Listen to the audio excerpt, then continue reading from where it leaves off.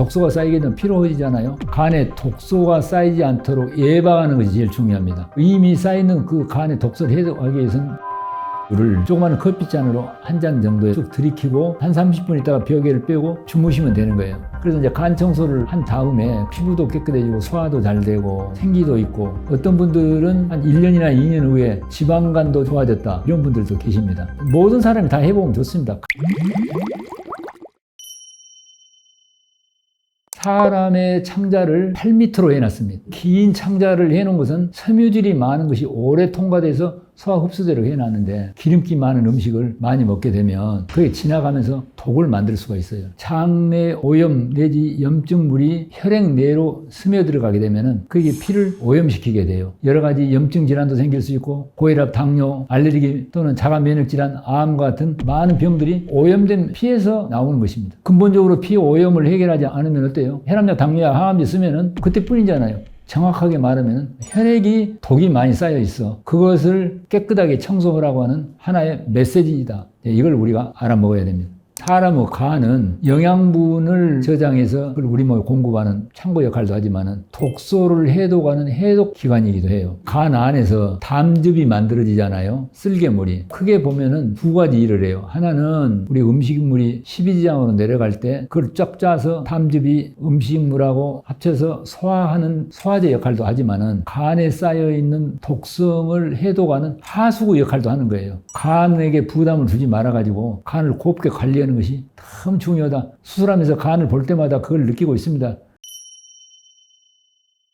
간에 독소가 쌓이지 않도록 예방하는 것이 제일 중요합니다. 우리 삶이 지나침에서 벗어나야 돼요. 지나치게 과식을 해요. 그것도 화학물질로 오염된 음식, 독성 있는 음식들을 많이 먹게 돼요. 그 다음에 지나치게 과로를 해요. 과로가 아주 나쁜 거예요. 저녁에 잠도 잘 자고 잘 쉬어야 되는데 너무 애를 많이 써. 삶에 지나침을 배제해야 돼요. 음식을 정말 적당하게 먹고 과로지 말고 휴식도 잘하고 스트레스를 잘 관리를 하고, 이것이 간에 독성을 쌓이지 않도록 하는 방법인데, 이미 쌓이는 그 간에 독성을 해소하기 위해서는 조리를 안 해서 가장 순수한 생채식이나 과일 주스와 같은 그것만 드시고 1주나 2주 정도 절식을 하는 방법이 있습니다. 간 내에 쌓여있는 독성이나 노폐물이 자가 포식을 해요. 그것보다 오토파지라고 그래요. 밥이 안 들어가니까 칼로리가 부족하잖아요. 그러면 우리 몸에서 간에 쌓여있는 독성 물질을 영양분처럼 동원해가지고 그것을 연소시켜서 칼로리로 쓰게 됩니다. 내 안에 있는 쓰레기를 내가 먹어치워서 그 배고픔을 해결해.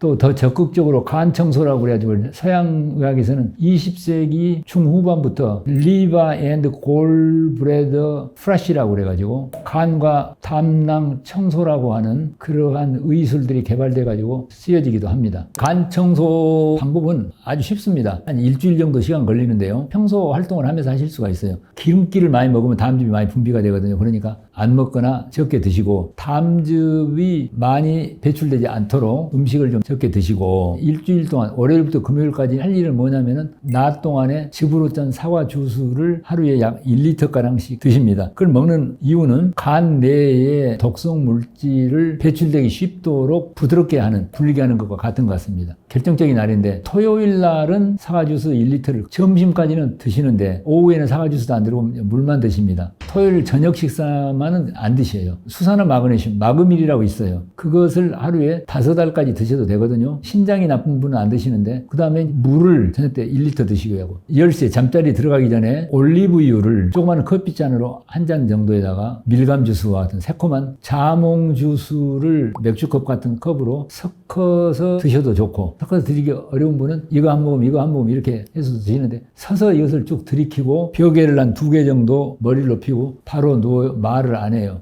옆으로 눕질 않아요. 한 30분 있다가 벽에를 빼고 주무시면 되는 거예요. 그럼 아침에 6시에 일어나서 물하고 마그밀을 또 드시는 거예요. 그러면 이제 배출이 많이 됩니다. 이렇게. 그때 보면은 돌도 섞여 나오고 노폐물도 나오는 걸 볼 수 있어요. 방법은 아주 간단한 거예요.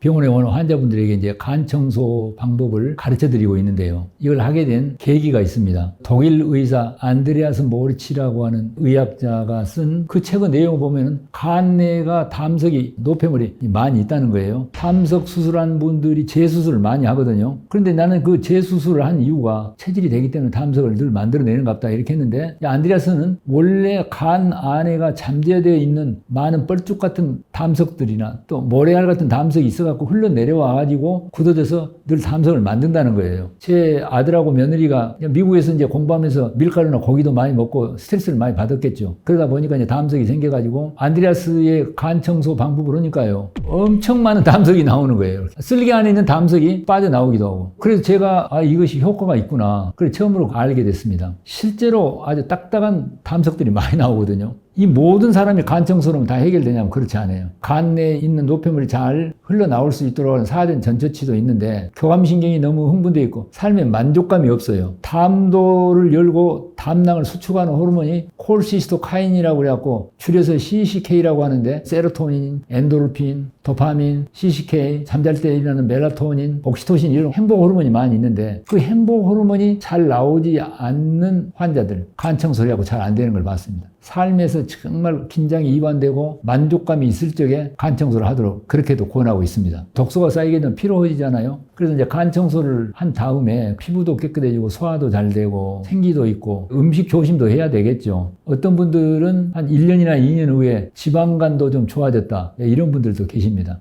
모든 사람이 다 해보면 좋습니다. 누구나 노폐물의 독성이 있기 때문에, 특히 만성 질환을 가진 분들, 통증이 있는 분들이라든가 이런 분들은 하시면 좋고, 주의사항은 너무 건강 상태가 나쁜 중환자라든가 간이나 신장 질환이 있거나 노인들이라든가 어린애, 임산부 이런 분들은 참고하는 게 좋겠습니다. 간 내에 독성이 쌓이지 않게 되는 것은 역시 우리에 맞는 채소, 과일, 통곡식 위주의 자연 식물식, 좋은 물을 많이 드시는 것, 피곤하지 않게 하는, 스트레스를 관리하는 것, 이런 것들이 간 청소와 함께 같이 하는 생활 방법이면 좋다고 생각합니다.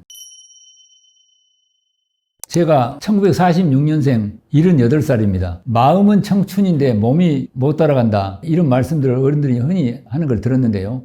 마음이 진짜로 청춘이면은 몸이 천천히 늙습니다. 노화가 예방돼요. 8세기에 인도 철학자 샹카가 뭐라고 했냐면은, 사람들이 노화돼서 죽어가는가, 그 이유는 딱 한 가지인데, 다른 사람들이 나이 먹어서 노화돼 갖고 죽어가는 것을 늘 보기 때문이다. 그것이 답이다, 이렇게 말했어요. 사람이 나이 먹으면 늙어갖고 죽는다고 하는 것이 아주 불변의 진리라고 누가 믿고 있어요? 내가 믿고 있어요. 근데 그것은 자기 자신이 한정을 짓는 거예요. 제일 중요한 것은 자기 마음에서 늙는다고 하는 생각을 지워버리고 계속 청춘이라고 마음을 먹는 것이 제일 중요하겠습니다. 노화를 예방하는 제일 좋은 방법은 음식을 곡체식 위주로 먹으라는 겁니다. 소식하라는 거예요. 그 다음에 숨을 깊게 쉬라는 거예요. 그 다음에 운동, 쉬지 말고 움직이라는 거예요. 늘 머리도 두들겨주고, 빗질도 해주고, 귀도 만져주고, 눈도 오고, 얼굴 비벼주고, 이빨을 이렇게 하고, 목도 비벼주고, 그 다음에 수면, 잠을 잘 자라. 그 다음에 마음을 편하게 해라. 이제 사후에 우리가 육체를 떠나서 이 세상을 떠날 때 나는 영원히 죽지 않는 영생의 영적 존재다. 사후 삶에 대해서도 꿈을 갖는 것. 이것이 노화를 예방하는 최고의 방법이라고 저는 믿고 있습니다. 치매가 우리 시대에 정말 이제 어려운 병으로 떠오르고 있는데요. 치매는 고통스러운 병입니다. 너무너무 어려운 병이고 사회적으로도 문제가 되는데, 치매를 어떻게 예방할 것인가에 대해서 깊게 좀 생각을 해봐야 됩니다. 치매는 뇌세포가 변질된 것입니다. 뇌세포는 뭘 먹고 사느냐 하면은, 크게 보면 영양물질은 탄수화물, 둘째는 산소, 세 번째는 유익한 정보, 기분 좋은 정보가 들어와야 된다. 원인 있는 혈관성 치매라고 그래가지고 뇌 혈류가 나쁜 뇌졸중 후에 오는 원인 있는 치매도 있지만, 알츠하이머와 같이 원인 불명의 치매, 지금은 아밀로이드라고 하는 독성 물질이 쌓여서 됐다 하는 게 많이 밝혀졌습니다만은, 결국은 어떻게 해야 되냐면은 혈액순환이 좋아야 돼요. 피를 오염시키지 말아야 돼. 잘 움직여야 된대요. 숨을 깊게 쉬어야 돼요. 치매는 숨만 깊게 잘 쉬어도 많이 예방할 수 있다. 가장 중요한 것은 치매는 마음에서 미래에 대한 희망이 있고 꿈이 있어야 돼. 수녀 연구라고 하는 치매 연구가 유명한데 베르나데트 수녀님이라고 하는 분이 나이가 많이 먹어도 치매가 없는 수녀님 유명한 분인데 그분이 86세에 돌아가셨는데 86세까지 됐는데 전혀 치매기가 없어요. 700분의 수녀님들이 그 뇌를 부검할 수 있도록 그걸 다 위임을 했습니다. 그래서 베르나데트 수녀님 사후에 뇌를 부검을 해봤더니 아주 중증 치매 환자인 거예요. 뇌세포가 다 변질돼가지고 아밀로이드가 아주 심각하게 쌓여있는데 생전에 치매 증세가 없어요. 왜 그러느냐? 그 수녀님은 그 수녀원의 행정을 맡았는데 어떻게 세상 사람들을 도울 것인가? 100년 후에 우리 수녀원을 어떻게 할 것인가? 미래에 대한 설계를 계속 하는 거예요. 신경학자들하고 그 연구한 것 중에 이런 게 있습니다. 노화를 예방하고 치매를 예방하는 가장 좋은 방법은 쓸모있는 존재가 되는 것이다. 그렇게 도전적으로 나아가게 되면은 수명도 15년 내지 20년 늘어나고 치매를 예방하는 제일 좋은 방법은 이 세상에 있는 쓸모있는 존재가 되기 위해서 아름다운 꿈을 가지고 나아가는 것이다. 이렇게 말할 수가 있습니다.